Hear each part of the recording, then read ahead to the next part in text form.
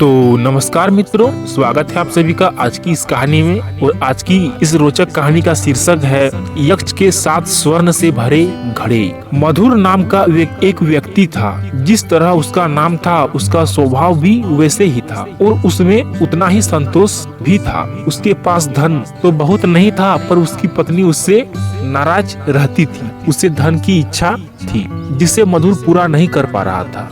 एक दिन मधुर को कुछ धन की आवश्यकता पड़ी। इसी सोच में मधुर एक जंगल के पास से गुजर रहा था।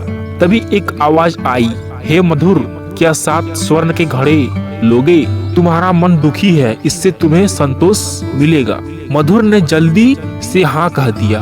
घर आया तब उसे 7 घड़े मिले जिनमें स्वर्ण था, पर 7वां घड़ा आधा ही भरा था, जिसमें एक पत्र था जिसमें लिखा था, तुम्हें जितने धन की जरूरत है ले लो, और अगर पूरा स्वर्ण रखना है तब इस आधे घड़े को पूरा भर दो।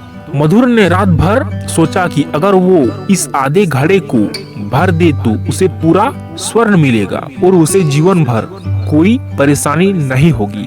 उसने इस आधे घड़े को पूरा भरने का फैसला कर लिया। अब मधुर दिन रात इसी चिंता में रहता कि कैसे जल्दी जल्दी वह उस घड़े को भर दे। उसके चेहरे पर हमेशा चिंता रहती और हर किसी से नाराज हो जाता। तभी उसके एक मित्र ने पूछा, भाई क्या हुआ, ऐसे परेशान हो जैसे यक्ष के 7 घड़े मिल गए हो?